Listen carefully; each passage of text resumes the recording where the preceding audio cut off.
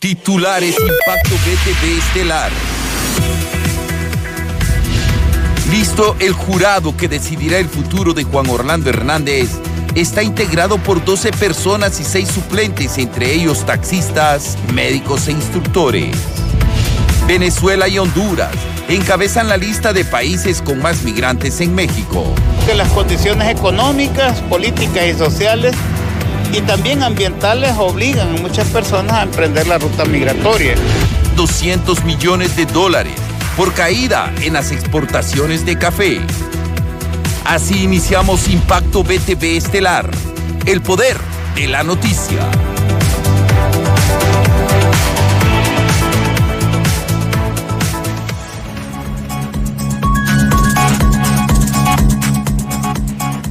¿Qué tal? Bienvenidos a Impacto BTV Estelar. Nosotros listos con toda nuestra agenda informativa.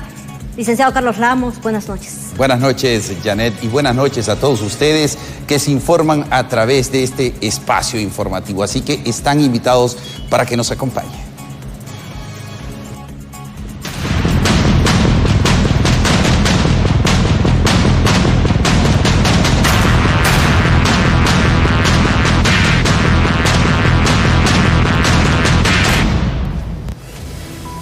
Tras ser aplazado durante 3 veces, el juicio del expresidente Juan Orlando Hernández finalmente arrancó, dejando una serie de incertidumbre en la población sobre lo que pasará en los próximos días. ¿Cuál será el veredicto final del juez? Gabriela Plata, con información.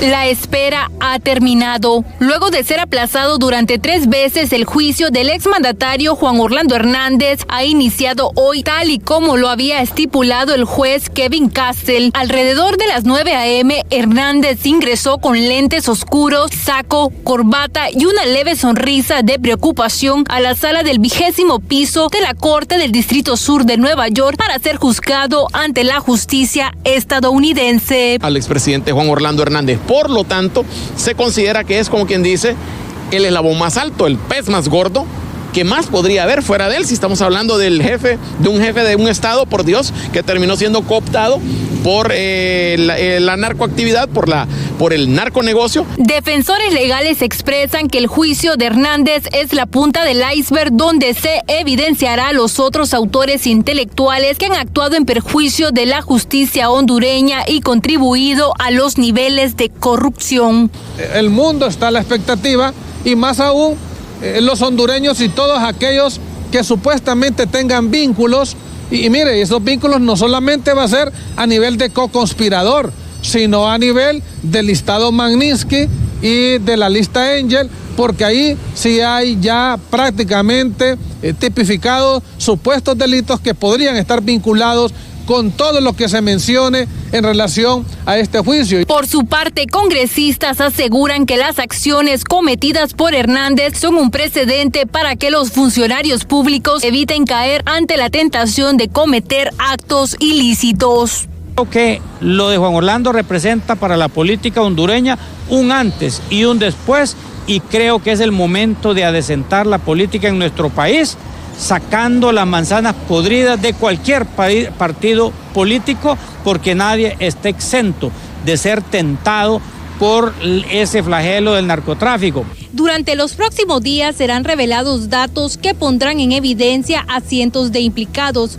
Por su parte, el juez Kevin Castle dio a conocer que este juicio podría prolongarse hasta 3 semanas.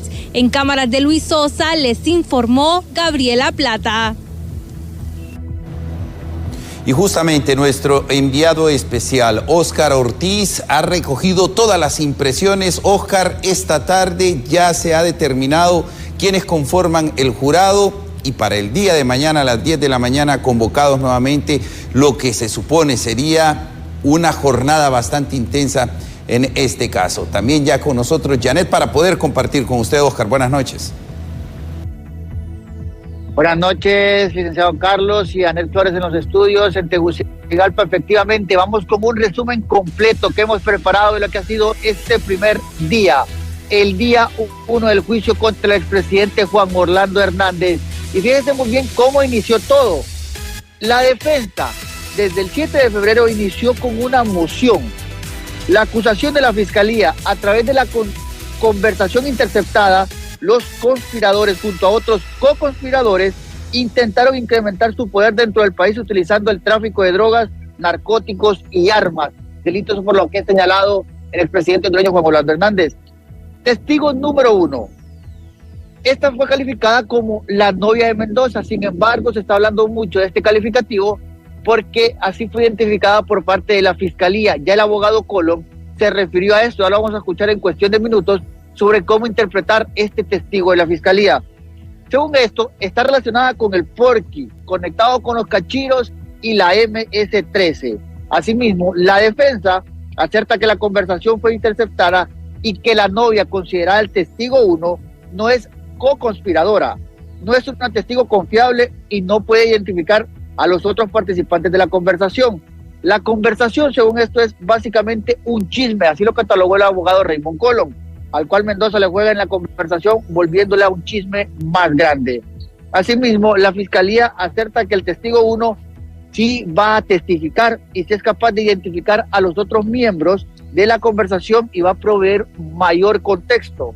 El juez increpa y asegura que todos los participantes de esta conversación tienen que ser parte de la conspiración para que el argumento y evidencia de la Fiscalía sea válido. De lo contrario, no será tomado en cuenta. La defensa dice que la conversación es ambigua y no confiable y la Fiscalía responde que el testigo sí es de hecho parte de la conspiración nuevamente. Por otro lado, el equipo de Juan Orlando Hernández le pregunta al juez si pueden recibir información individual sobre los miembros del jurado. El juez le preguntó en ese momento para qué motivo necesitan esa información en un tono como de imposición. ¿Cuál era la verdadera razón de estar exigiendo esto? Ya vamos a tener noticias de este jurado que fue integrado por 12 personas. Y hablando de ellos, también lo acompañan 6 suplentes a este grupo de 12 personas que prácticamente conforman, o fue conformado hoy, el jurado luego de que 58 personas, escuchen muy bien este dato, fueran parte de estas audiencias para conocer si cumplían o no los requisitos y poder integrar así el jurado que va a determinar si Juan Orlando es culpable o inocente. Esto fue parte de lo que se vivió hoy. Sin embargo, al concluir esta jornada, fíjense que vimos al presidente Juan Orlando Hernández ocupando el tercer bastión de una sala prácticamente cubierta por la Fiscalía de los Estados Unidos, en este caso el juez Kevin Caste, la Fiscalía y la defensa de Juan Orlando Hernández. Aquí el hombre se miraba sereno, tranquilo, sin embargo, sí hubo momentos en que se puso de pie, dialogaba con sus abogados, hacía cierto tipo de preguntas. No teníamos audio en la sala porque nosotros estábamos prácticamente en una sala diferente a la que estaban únicamente las partes involucradas. Asimismo, el juez Kevin Castel lo presentó y él únicamente se puso de pie e hizo referencia a los participantes de la sala, donde también se vieron cara a cara con el jurado ya integrado. Fue parte de ese panorama que tiene el presidente Hernández. Sí pudimos apreciar también que presentaba canas en su cabello, un poco flaco, sí, sin embargo sereno, cruzaba la pierna, las manos, hacía gestos, incluso en un momento se apoyó sobre la mesa, volvía a hablar con sus abogados porque había cuestiones que al parecer no entendía, pero sin embargo el abogado Raymond Colón explicó al final de esta audiencia que lo más seguro es que el expresidente Juan Orlando Hernández sí sea considerado para declarar, y él mismo asegura que le recomienda que tome posición en esta decisión, ya que es muy importante que el jurado lo conozca como fue su figura de expresidente y no únicamente lo que se dice como lo malo que está figurando de Juan Orlando Hernández. Vamos a escuchar en primera instancia la reacción del abogado Raymond Colón. Pero un sistema aquí donde este distrito de Manhattan es bien liberal en el sentido, no como en términos del partido, los partidos en Latinoamérica, sino son progresistas, no le creen al gobierno, no se van a rendir simplemente porque el gobierno tiene una teoría. Eso es primero. Y pudimos poner como unos 6 o 7 personas, porque teníamos más objeciones. Eso es primero. no es que te voy a decir que estoy contento, porque me gustaría haber tenido 12 personas que estaban a favor nuestro. Lo segundo era que el jurado pudo ver quién era Juan Orlando Hernández Alvarado, ¿no? Físicamente. Yo te voy a decir la verdad, en general, en los casi, voy a decir lamentablemente, casi 36 años de ser abogado, son pocas las veces donde yo he pedido que un cliente mío declarara en casos de narcotráfico. Ninguno de esos casos llegan a este nivel, ¿no? Pero que el perfil, ¿no? Por ejemplo, cuando se van a ver mañana, que se va a poner en la pantalla, el alegato de apertura lo va a hacer el señor Stabile, ¿no? Tiene buena tecnología y van a poner todos esos matones, asesinos, delincuentes, y se ven. Definitivamente no como alguien que usted quisiera que su hija se casaran con él, ¿entiende? Y eso no es el perfil de Juan, ¿no?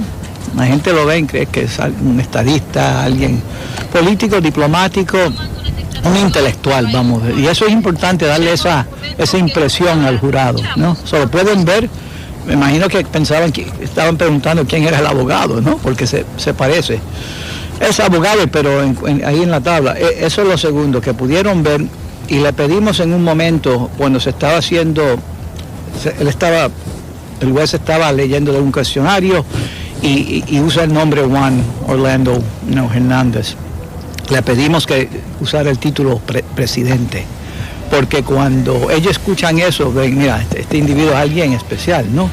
No especial en el sentido negativo, como el Chapo, que se conoce así, pero alguien que, bueno, ese no es el perfil normal de un narcotraficante, ¿no? Un presidente. Y él siempre se mantiene de una manera digna, ¿no? Y eso le impresiona mucho. Porque si fuera como uno de los que van a ver mañana, dirían, espera, esto no tiene sentido. Eso segundo. Tuvimos hay una petición del gobierno de que se presente vamos a decir, una señorita, una mujer que era supuestamente que no era novia con el Porky, sin embargo vivió con él en varias ocasiones. No entiendo esa relación. Ustedes objetaron en el inicio.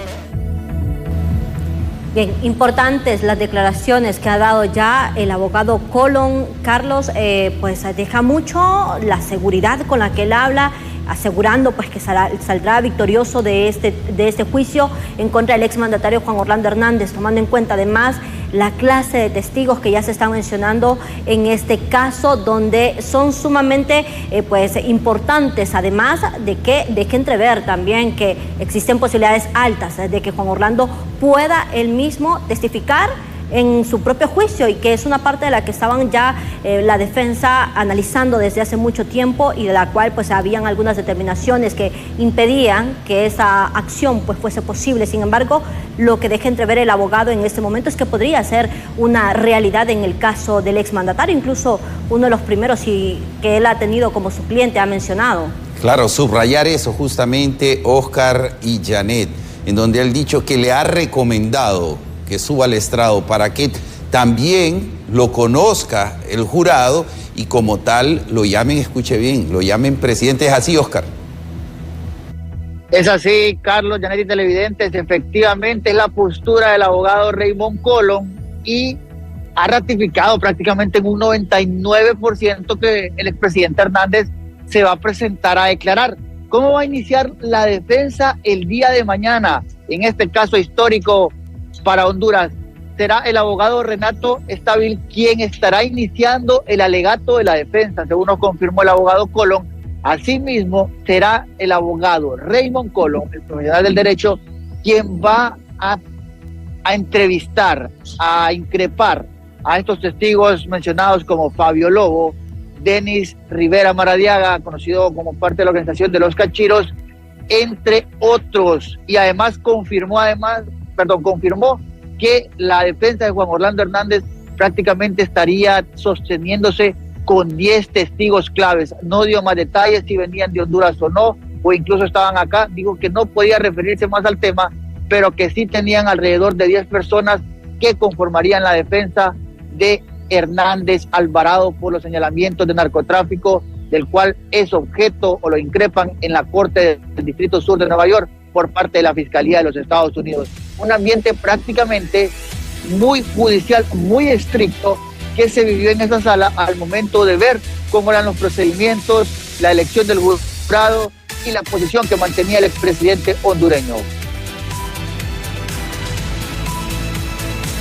Gracias, Oscar, por esta información que nos has brindado ya desde Nueva York, donde estamos expectantes nosotros a lo que sucede en este juicio contra el ex mandatario Juan Orlando Hernández, y por supuesto estaremos dándole seguimiento al mismo, Carlos. Por supuesto, Oscar, vamos a estar en contacto con usted siempre, a descansar porque vienen largas jornadas. Y pues como usted bien lo ha explicado y como lo ha explicado también el abogado Colón, pues ya mañana inicia como tal el juicio luego de haber pasado esta etapa fundamental, que era la elección del jurado. Así que mañana, Oscar, estaremos nuevamente en contacto con usted desde las 6 de la mañana, nuestros amigos televidentes pendientes con contactos con Oscar Ortiz desde Nueva York. Gracias, Oscar, buenas noches. Así es, compañeros, buenas noches. Mañana a partir de las 9 de la mañana hasta prácticamente podemos augurar que la jornada podría extenderse. Hoy cerró tarde debido a la consistencia del jurado, sin embargo podía extenderse aún más considerando que la Corte cierra funciones a las 5 de la tarde. Bien, gracias, Oscar Ortiz, hasta Nueva York. Y también con reacciones desde el Congreso Nacional. José Luis Castellanos, buenas noches con usted.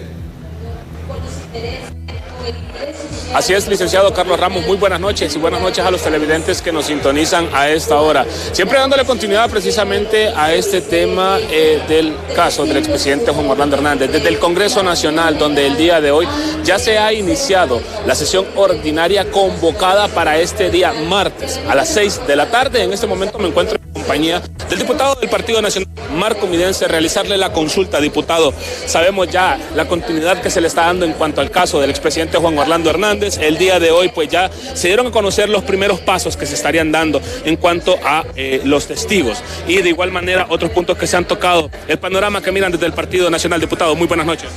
Buenas noches. Bueno, todo Honduras sabe que estamos pasando por una situación compleja en el país, donde lejos de generar más abismos debemos de generar puentes. Yo creo que la visión de algunas personas que estamos en el Partido Nacional es precisamente poder buscar la política con medio de servicio. Y cada quien, pues, como sabemos, es responsable de sus propios actos, pero la institución a la que yo pertenezco es una institución centenaria que ha sido reformista, que ha sido una institución que nos ha promovido el humanismo cristiano, que en las últimas en las últimas elecciones en las urnas, más de 1.2 millones de personas nos dieron el voto, y hoy tenemos esa representación reflejada aquí en la segunda bancada más grande, en la bancada más grande de oposición, y personas como yo que somos primera vez diputados, estamos muy entusiasmados en venir a la curul y pensar en la gente, no en confrontar, ni dividir, ni atacar, sino más bien construir, porque ahorita mientras hablo, 5 de cada 10 hondureños no tienen empleo digno. Muchos sectores del país productivos no tienen un apoyo.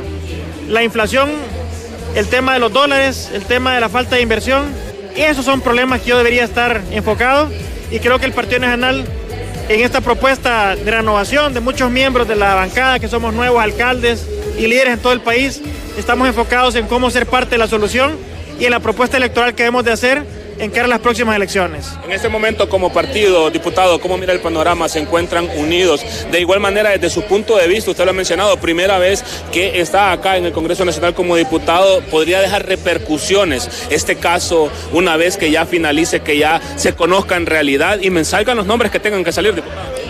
Yo le quiero reiterar que hay que separar los actos individuales de las instituciones. En este caso, yo pertenezco a un Congreso Nacional que en efecto ha tenido un clima de tensión, que yo como clase política reconozco que estamos en deuda con el pueblo hondureño, porque hemos mantenido un circo permanente y realmente debemos de pensar en la gente. Pero yo le repito, yo sí quiero enfocarme en temas de empleo, de inversión, de educación. No es posible que tengamos crisis todavía en el tema sanitario. Entonces yo creo que a la altura en que estamos, el pueblo hondureño debe entender que la clase política está para atender los problemas de la gente. Y es ahí donde yo creo que este Partido Nacional puede renovar, siendo propositivo y siendo constructivos de la oposición. Finalizo con esta consulta, diputado, respecto a otro tema y no menos importante, también la situación que se está dando en la Corte Suprema de Justicia. Hemos visto que ahorita, pues, debido al caso, al nivel que tiene de importancia lo del expresidente, esto también ha quedado paralizado, no se ha convocado a pleno, que era una de las principales peticiones. Bueno, yo con mucho respeto pertenezco a otro poder del Estado y hago un llamado a la cordialidad, siempre respetando que somos el primer poder del Estado representando a la gente. No obstante, el Poder Judicial es complementario e independiente y estimamos de que ellos, por ser la máxima casa de justicia, valorarán la ley, la Constitución y podrán tomar decisiones ajustadas a la misma. Cualquier cosa en detrimento de eso sería nefasto para el Estado de Derecho y esperamos pues de que la prudencia, pero más que todo se respete el Estado de Derecho, tanto allá como acá y en todos los foros nacionales. Muchas gracias, diputado Marco Midense, gracias por su tiempo del Partido Nacional, tal y como lo han escuchado en cuanto a estos dos temas bastante importantes. En primera instancia, la situación que se está viviendo en Nueva York, tal y como lo dábamos a conocer, y de igual manera la otra, que es por parte de la Corte Suprema de Justicia. Para darles un pequeño resumen hasta el estudio, compañeros, y a los televidentes que nos sintonizan, hace alrededor de unos 40 minutos inició la sesión en el Congreso Nacional, sesión ordinaria que todavía, como es de conocimiento, no se sabe la agenda una vez que inicia, pero en este momento únicamente están con la presentación de proyectos de ley. En un momento el presidente Redondo había mencionado que la semana anterior era para eso directamente, pero debido a que solamente se sesionó martes y miércoles, pues hoy se reanudó la sesión para continuar con la presentación de proyectos. Esto es parte del ambiente que se desarrolla desde el Congreso Nacional, compañeros. No sé si tienen alguna consulta, si no yo retorno con ustedes.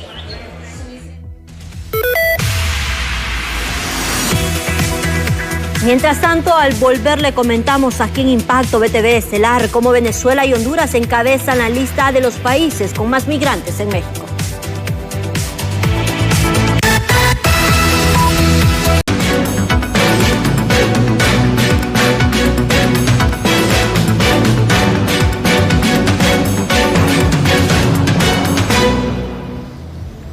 Gracias por seguir informándose con nosotros. Y de acuerdo a la Secretaría de Gobernación mexicana, Venezuela y Honduras encabezan la lista de países que más migrantes han enviado hacia la nación azteca con rumbo a los Estados Unidos.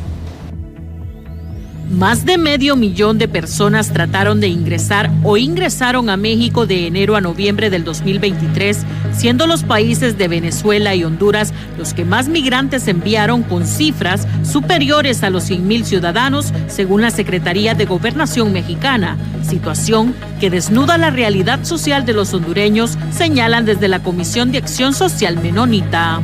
Sabemos que las condiciones económicas, políticas y sociales y también ambientales obligan a muchas personas a emprender la ruta migratoria. Pero siendo que es una realidad y una emergencia humanitaria, una emergencia social, ahí es donde nosotros pensamos que por qué este tema no se constituye en una prioridad en la agenda a nivel del gobierno central y los gobiernos locales. Entonces creemos que llamar la atención en el sentido de que si la gente se está yendo en esta dimensión de los flujos, es porque algo no está bien en el país. Por su parte, expertos en sociología consideran que Honduras debe atacar el flagelo de la migración en dos vías, como país expulsor y zona de tránsito migrante. Los entendidos en la materia hacen énfasis en la necesidad de crear más empleos con mejores salarios. No olvide que la gente tiene aspiraciones personales, busca satisfacer sus condiciones de vida, entonces va a continuar migrando. Honduras es doblemente afectado por la migración. Número uno, es un país de tránsito, donde son todos estos venezolanos, todos estos ecuatorianos, pasan por este país, pero también expulsan. Entonces la migración que debe ser tratada en doble vía para atender a la gente que va en tránsito y que va en camino, porque también nosotros quisiéramos que nuestros migrantes en Guatemala y en México en ese tránsito los traten de manera adecuada. El gobierno hondureño ha lanzado diversos proyectos de arraigo para combatir el flujo migratorio de connacionales, como financiamiento para acceso a la vivienda. Sin embargo, estos esfuerzos han sido insuficientes, ya que se calcula que a diario 1,000 personas salen de Honduras en busca del sueño americano. Con imágenes de Rigoberto Escobar, les informó Cintia López. Y siempre en estos mismos temas, el Comisionado Nacional de los Derechos Humanos ha justificado o ha mencionado que al menos 5.548 hondureños fueron deportados y retornados a Honduras en los primeros 50 días del 2024, de más de una docena de países, principalmente de los Estados Unidos, que registra el 81% de los casos del total de hondureños retornados y deportados.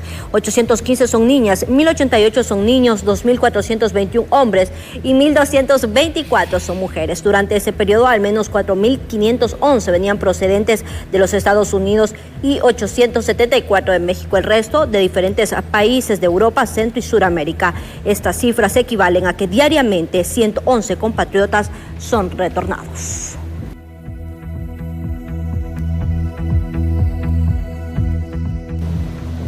El no poder defenderse y poseer características llamativas es que pone en riesgo la vida silvestre en el mundo. Esto ante el acecho de su peor enemigo, el hombre.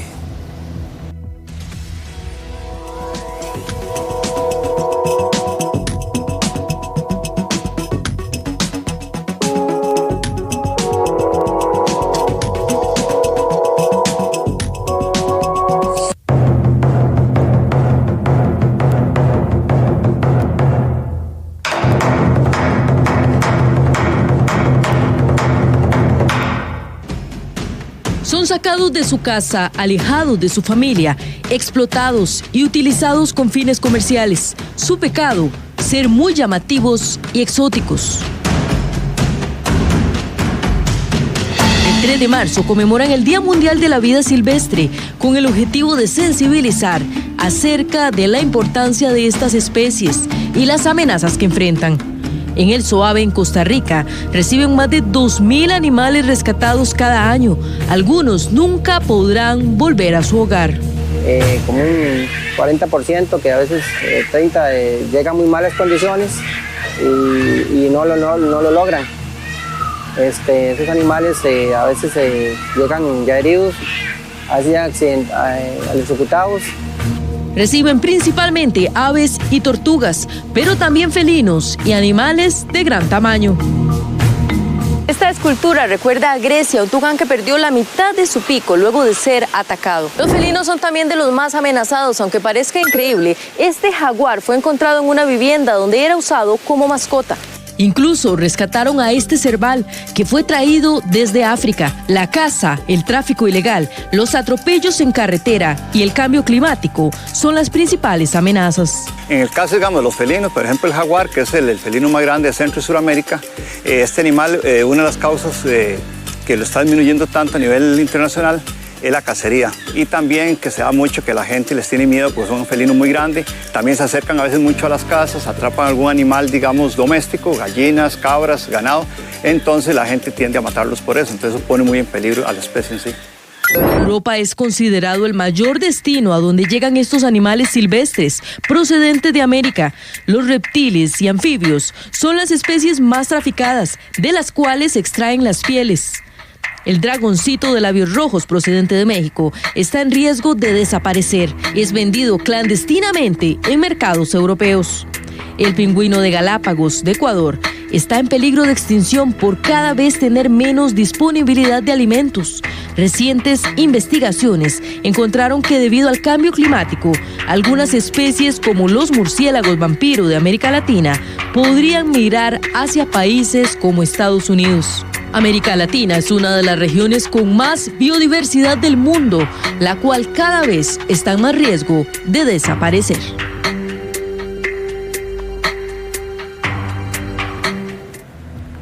Y por otro lado, en el marco Sendai es una iniciativa que busca reducir el riesgo de desastres a nivel global. Esto, pues, ante la Comisión Permanente de Contingencias COPECO, ha establecido un comité justamente técnico para poder darle seguimiento a todos estos indicadores de los fenómenos. Se establecieron objetivos específicos para que los países de la región en forma conjunta logren mitigar el riesgo a desastres. Entonces es muy importante este comité porque así unimos a todo nuestro gabinete que actualmente coopera y colabora en todo para que podamos hacer una medición del logro de estos objetivos por parte de Honduras. Al regresar, 30.000 hondureños no podrán ser contratados temporalmente en el feriado de verano. Ya volvemos con más noticias.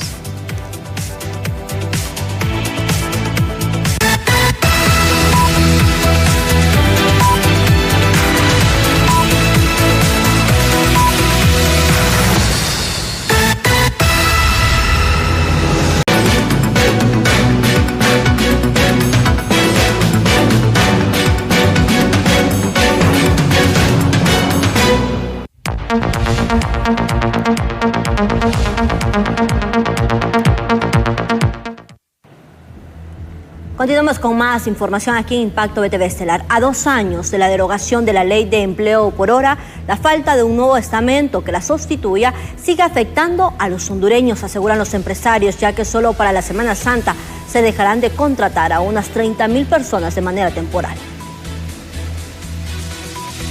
Para que inicien las vacaciones de verano, el país aún no cuenta con una ley que sustituya a la del empleo por hora, la cual fue derogada hace 2 años.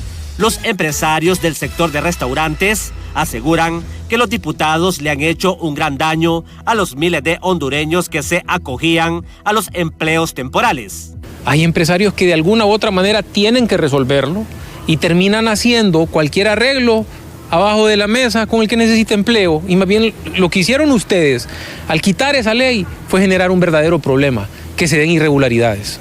Y afecta al trabajador, ¿no? Claro que sí, es que es el pueblo hondureño el que recibe el golpe, porque esas más de 60.000 personas que perdieron el empleo, no solo son esas 60.000 las que salen afectadas, son ellos más 3, 4 personas de su círculo familiar que dejaron de percibir ese ingreso. No somos un país donde le estamos dando seguridad, educación a nuestro pueblo, no. Es una lástima que las personas que nos gobiernan lo hacen de la peor manera posible. No dejemos de soñar por los hondureños, que algún día van a llegar mejores gobernantes a cambiar el rumbo, el destino de nuestro país, porque nuestros hijos, nuestros nietos no se merecen el país que tenemos en este momento. Según datos del sector privado, en este 2024, durante el feriado de la Semana Santa, el sector turismo dejará de contratar unas 30.000 personas debido a que no hay una ley que les permita hacer esas contrataciones. Tenemos alrededor de 2.3 millones de hondureños que están con un problema de empleo. Ya viene la Semana Santa, aún no discuten por lo menos una ley que sustituya a la que derogaron y que le dé la oportunidad tanto a los jóvenes o a todos los hondureños que desean tener un empleo por alguna temporada, como es en este momento la Semana Santa. Alrededor de unas 30.000 personas no van a poder insertarse en el mercado laboral en esa semana.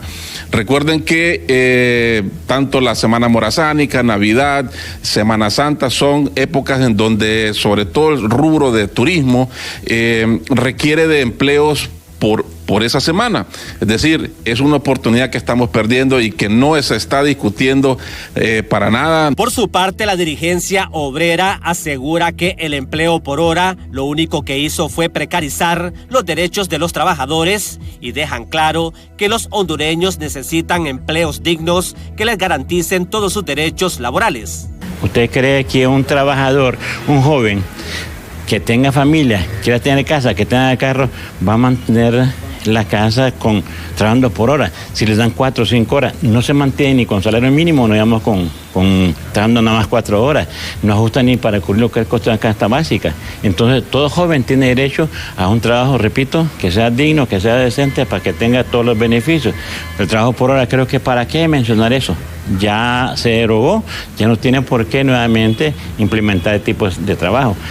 A veces ponen de ejemplo otros países, sí, en otros países se trabaja por hora, pero pagan muy bien. Y en Estados Unidos hace poco, ahora en diciembre decretaron más que todo que el trabajo por hora, por lo menos la hora iban a pagar $20, el mínimo.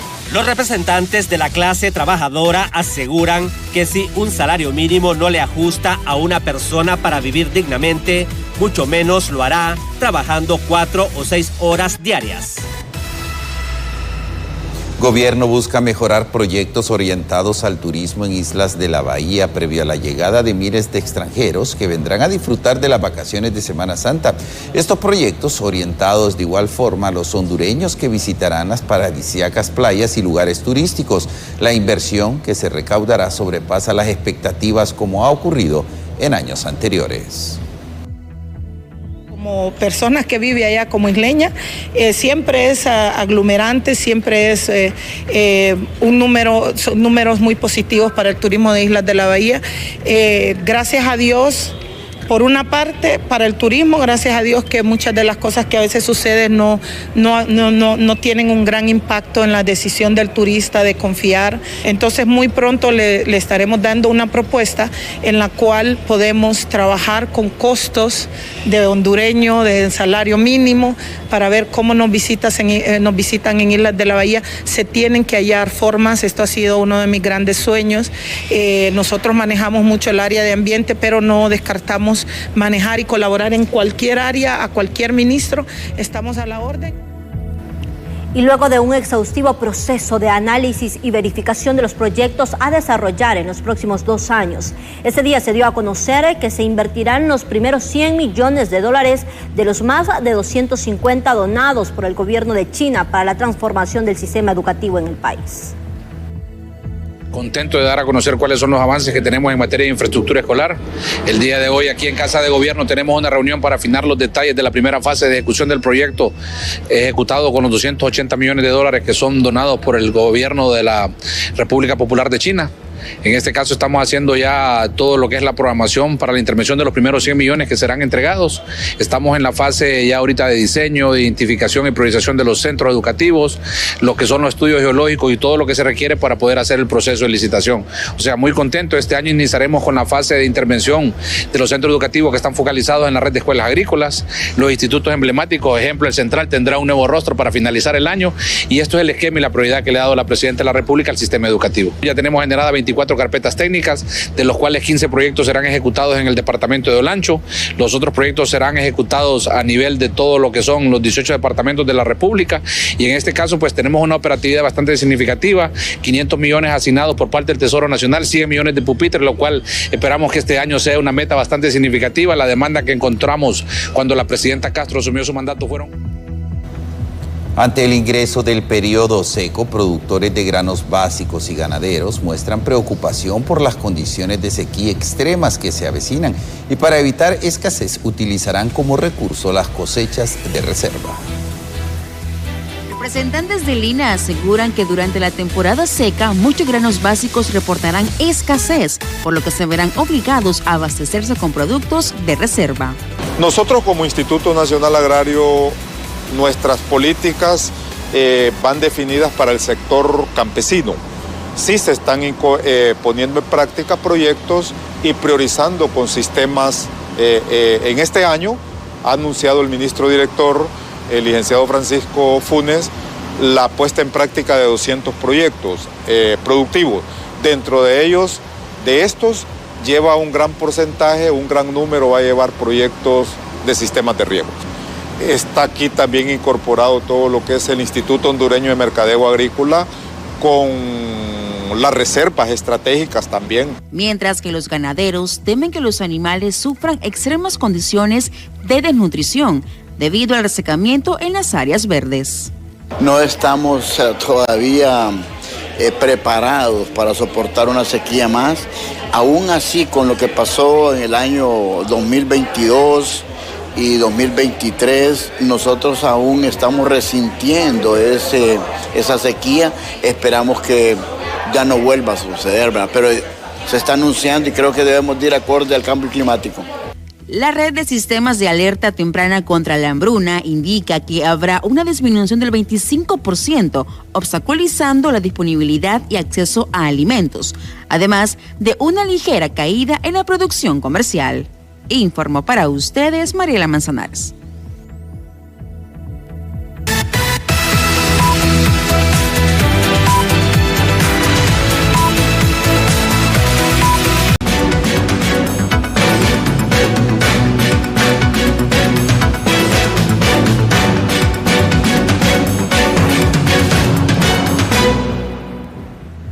Continuamos con más aquí en Impacto BTV Estelar y a continuación les presentamos un resumen de las noticias policiales ocurridas aquí en la capital.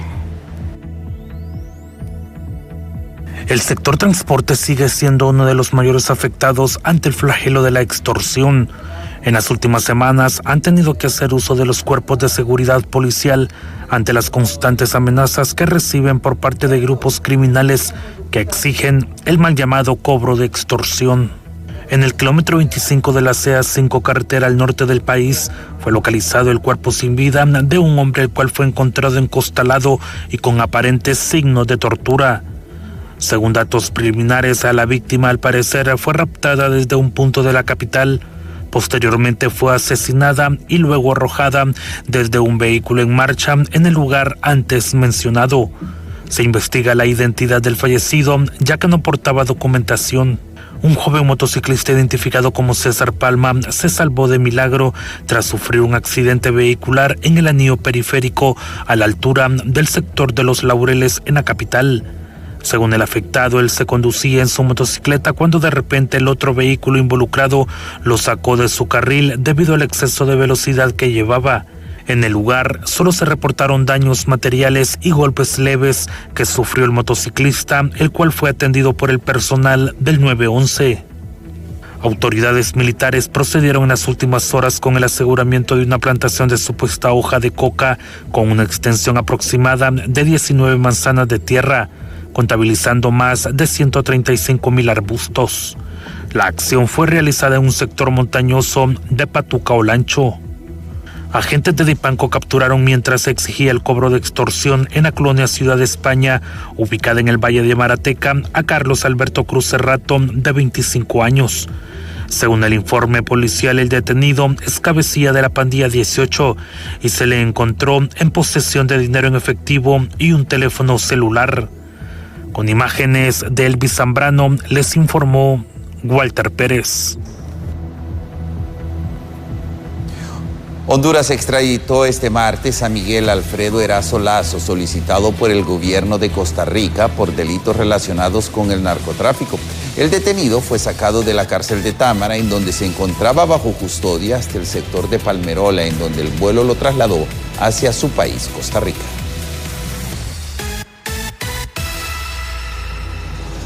Esta persona tenía un proceso judicial abierto en la Corte Suprema de Justicia por el requerimiento de Costa Rica, ya que en ese país se le siguen diligencias por transporte internacional de drogas en perjuicio de la salud de la población de este país centroamericano.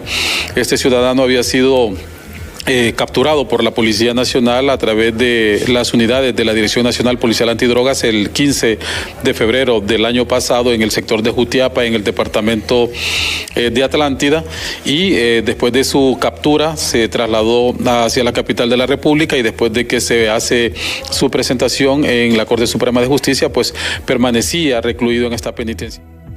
Mientras tanto, en San Pedro Sula, los transportistas de la Ruta 2 han paralizado sus unidades debido a un nuevo e intimidante cobro extorsivo. Los operarios temen por sus vidas y lamentan además afectar a toda la población con la falta de movilización. Esto por justamente este flagelo que no ha tenido la atención necesaria por parte de las autoridades policiales.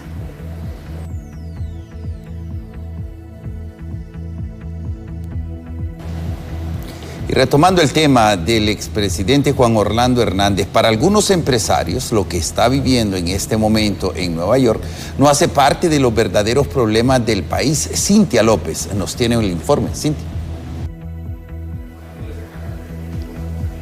Efectivamente, compañeros en estudio, me acompaña en este momento el expresidente del COEP, Santiago Ruiz, actualmente también aspirante a elecciones en el cargo de con la Cámara de Comercio e Industria de Cortés. Estamos viviendo un momento bastante difícil, sobre todo por el ámbito político en el juicio del presidente Juan Orlando Hernández. ¿Cree usted que esto va a traer una nueva sacudida al país?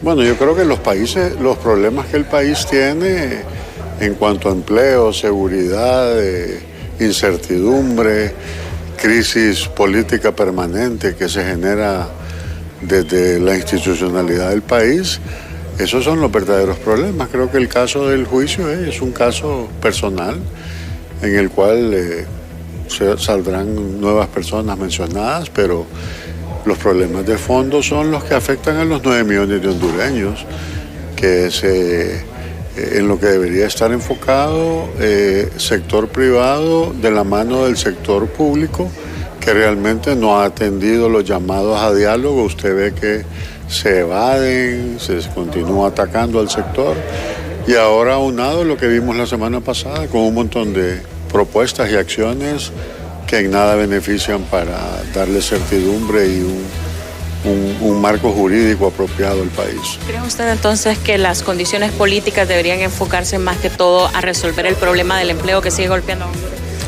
Para eso es que se elige un gobierno, pero normalmente aquí se eligen los gobiernos y una vez que están en el poder, en todo lo que se piensa es en la perpetuarse y cómo hacer todas las jugadas políticas que siempre quieren hacer pensando en los siguientes 4 años en vez de centrarse en el hoy, que es lo que les corresponde. O sea, cada vez los problemas se van postergando y que crece la migración, sube la inseguridad, sube la insatisfacción del ciudadano normal, del que no depende de un puesto en el gobierno, que son bien limitados. Entonces se termina al final gobernando para sus adeptos políticos, no para todos, en vez de la generalidad del pueblo hondureño, porque las decisiones se toman desde un punto de vista político. O sea, yo no sé qué mosquito pica. Los políticos que pierden cuando están en la llanura son unos y cuando están en el poder es absolutamente lo contrario.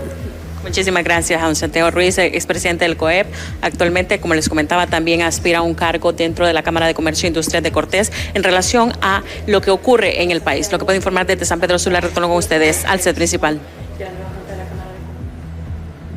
Gracias, Cintia, por ese informe. Buenas noches. Mientras tanto, la Unión Nacional de los Exportadores de Café en Honduras estima que a finales de septiembre podrían perderse $200 millones por una caída en las exportaciones del aromático.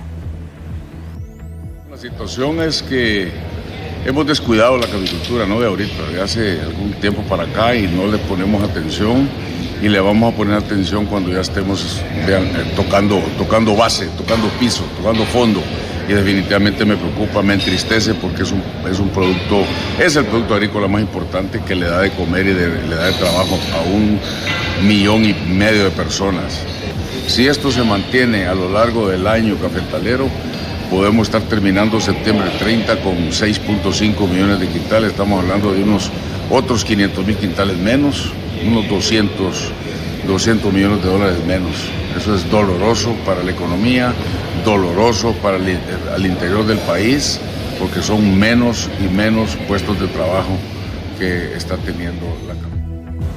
Prisión preventiva se dictó para Wilmer Manolo Wood, exalcalde de Bruce Laguna, gracias a Dios, por suponerlo responsable a título de coautor de un delito consumado de tráfico de drogas agravado.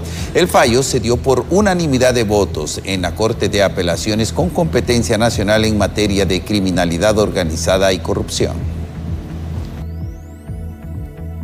De la Corte de Apelaciones con competencia nacional en materia de criminalidad organizada y corrupción, por unanimidad de votos, ya han resuelto el recurso de apelación presentada por la defensa del exalcalde del municipio de Bruce Laguna en el departamento de Gracias a Dios. Se declaró sin lugar el recurso de apelación interpuesto por la defensa de Wilmer Manolo Wood, exalcalde de aquella zona del país, por suponerlo responsable a título de coautor de un delito de tráfico de drogas agravado.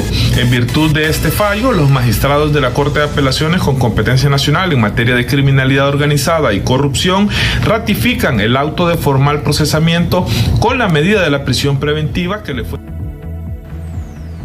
Y ahora es momento de presentarles un resumen de las noticias internacionales.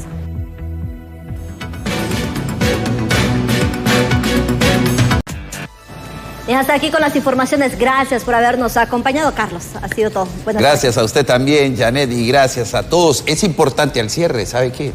Hoy se celebra el Día Internacional del Camarógrafo. Del camarógrafo. Así que felicitamos a todos. Y nosotros tenemos un gran talento aquí en BTV. Claro, así que a todos los camarógrafos Ahí está BTV. Ángel Solano, por supuesto, nuestro camarógrafo aquí en el estudio de Impacto BTV Estelar, y por supuesto hay varios que están tras de cámara que no pueden ser vistos, pero sí, por supuesto, se refleja todo el trabajo que ellos hacen a través de esas pantallas. Así es, así que felicidades a nuestros compañeros. Así cerramos el informativo. Les recordamos mañana estar pendiente de todas las emisiones de BTV, porque ahí estaremos estaremos informándole de lo que ocurre en el juicio del expresidente Juan Orlando Hernández en Nueva York. Que tengan una confortable noche. Que Dios les bendiga.